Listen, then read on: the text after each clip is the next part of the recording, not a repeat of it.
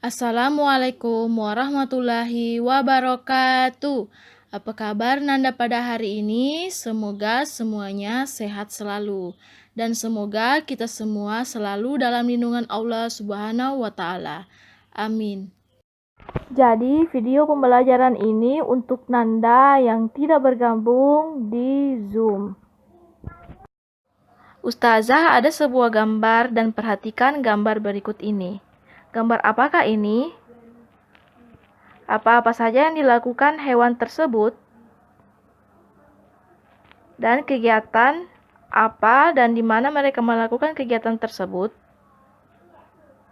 Ya, jadi pada gambar ini di mana terdapat beberapa hewan yang hidup di sebuah lingkungan.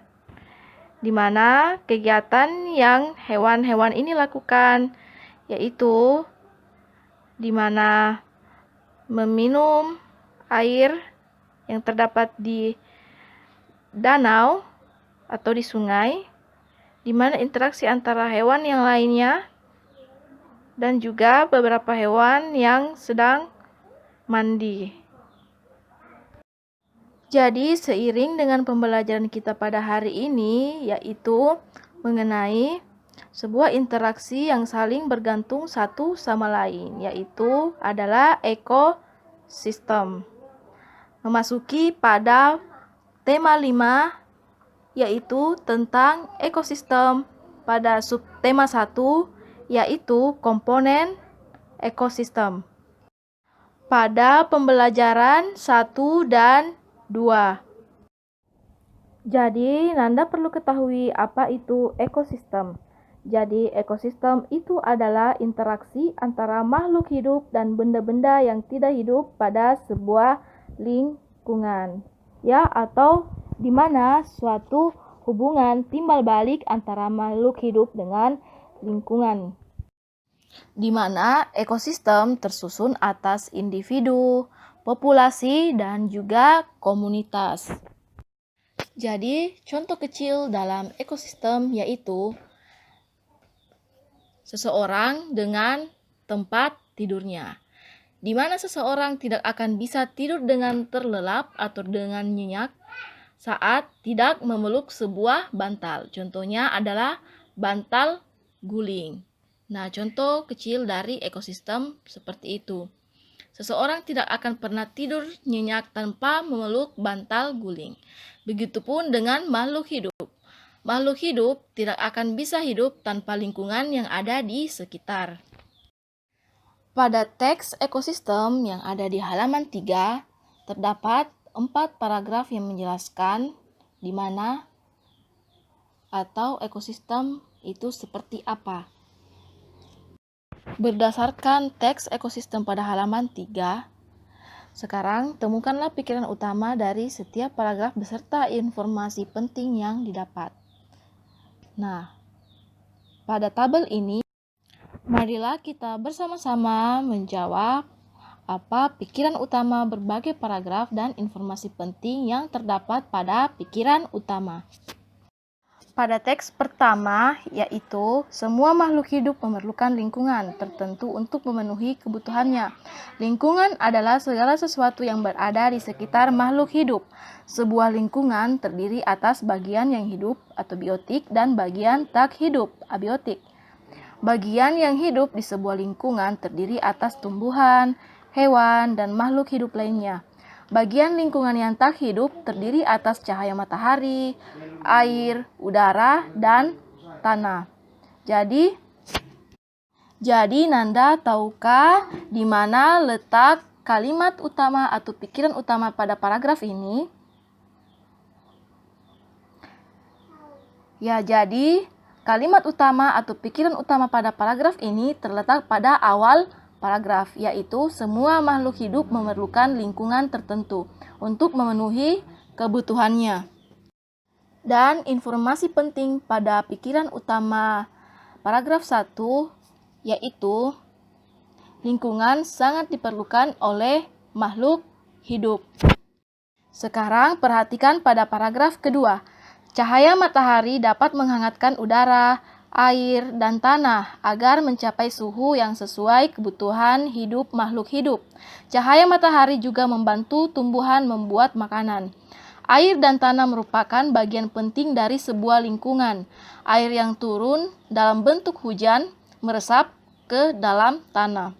Air dalam tanah ini akan dimanfaatkan oleh tumbuhan yang hidup di atasnya dan makhluk hidup kecil lainnya yang hidup di dalam tanah. Tahukah Anda apa kalimat utama atau pikiran utama dalam paragraf kedua ini? Ya, jadi pikiran utama pada paragraf kedua ini terletak pada awal kalimat atau awal paragraf kedua, yaitu cahaya matahari dapat menghangatkan udara, air, dan tanah agar mencapai suhu yang sesuai kebutuhan makhluk hidup. Jadi, informasi penting dalam kalimat utama atau pikiran utama ini yaitu cahaya matahari merupakan bagian yang tak hidup yang sangat berfungsi bagi kebutuhan makhluk hidup. Pada paragraf ketiga, bagian hidup dan tak hidup di sebuah lingkungan saling berinteraksi dan saling bergantung satu sama lain. Interaksi antara makhluk hidup dan benda-benda tak hidup di sebuah lingkungan disebut ekosistem. Ekosistem tersusun atas individu, populasi, dan komunitas. Tahukah Anda di mana pikiran utama terletak pada paragraf ketiga ini? Jadi, pikiran utama terletak pada awal paragraf lagi, yaitu bagian hidup dan tak hidup di sebuah lingkungan saling berinteraksi dan saling bergantung satu sama lain. Jadi, informasi penting yang ada dalam kalimat utama atau pikiran utama ini yaitu bagian hidup dan tak hidup saling bergantung satu sama lainnya. Dan paragraf yang terakhir, individu adalah makhluk hidup tunggal, misalnya seekor kambing, seekor burung, dan sebuah pohon cemara. Tempat individu tinggal disebut habitat. Populasi adalah kumpulan individu sejenis yang menempati suatu daerah tertentu. Contoh, di sebuah kolam terdapat populasi ikan, populasi teratai, dan populasi lumut. Sementara itu, komunitas adalah populasi makhluk hidup di suatu daerah tertentu. Contoh komunitas adalah komunitas sungai dan komunitas padang rumput. Tahukah Anda pikiran utama dalam paragraf terakhir ini apa? Ya, jadi pikiran utama terletak juga pada awal paragraf, yaitu individu adalah makhluk hidup tunggal, misalnya seekor kambing, seekor burung, dan sebuah pohon cemara. Tahukah Anda apa informasi penting dalam paragraf terakhir ini? Ya, jadi paragraf terakhir ini informasi pentingnya yaitu makhluk hidup tunggal itu dinamakan individu. Sekarang Nanda akan mengetahui jenis-jenis dari ekosistem. Pada dasarnya, ekosistem yang ada di dunia dibagi menjadi dua, yaitu ekosistem alami dan ekosistem buatan. Sama halnya seperti kenampakan. Kenampakan juga terbagi atas dua, yaitu kenampakan alami dan juga kenampakan buatan. Dalam ekosistem itu terbagi atas dua, yaitu ekosistem yang ada di perairan dan juga ekosistem yang berada di daratan. Nah, ekosistem yang berada di perairan ini terbagi atas ekosistem air tawar dan ekosistem air asin. Di mana ekosistem air tawar contohnya adalah ekosistem danau, kolam, dan sungai. Artinya ekosistem air tawar yaitu ekosistem yang dimana kandungan garamnya itu kurang. Ya, jadi di mana ekosistem ini mendapatkan cukup sinar matahari. Dan tumbuhan yang paling banyak hidup di ekosistem ini yaitu adalah ganggang. Yang kedua yaitu ekosistem air asin. Contohnya itu adalah terumbu karang dan juga ekosistem laut dalam, di mana berbagai jenis ikan, kerang, koral, dan makhluk laut lainnya hidup pada ekosistem ini. Selanjutnya adalah ekosistem di darat. Jadi contohnya itu adalah hutan hujan tropis, ekosistem sabana, padang rumput, gurun, taiga, dan juga tundra. Tumbuhan seperti rotan, anggrek, serta hewan seperti kera, burung, badak, dan harimau berada pada ekosistem hutan hujan tropis. Ekosistem sabana sama dengan ekosistem padang rumput. Bedanya adalah ekosistem sabana dikelilingi oleh semak-semak dan pepohonan yang tumbuh besar, di mana ekosistem sabana ini memiliki curah hujan yang lebih rendah daripada ekosistem hutan hujan tropis. Hewan-hewan yang hidup di sabana antara lain berbagai jenis serangga dan mamalia seperti zebra dan singa. Selanjutnya adalah ekosistem padang rumput, di mana ekosistem ini memiliki curah hujan yang lebih rendah dibandingkan dengan ekosistem sabana. Tumbuhan khas ekosistem adalah rumput. Hewan yang hidup pada ekosistem ini yaitu adalah singa, anjing liar, serigala, gajah, jerapah, kanguru, dan juga ular. Selanjutnya adalah ekosistem gurun. Ekosistem ini merupakan ekosistem yang paling gersang atau panas karena curah hujan yang sangat rendah. Biasanya tumbuhan jenis kaktus yang memiliki duri ini mengurangi penguapan banyaknya tumbuh dan juga hewan-hewan yang bisa hidup pada ekosistem ini yaitu semut, ular, kadal, kalajengking, dan beberapa hewan malam lainnya.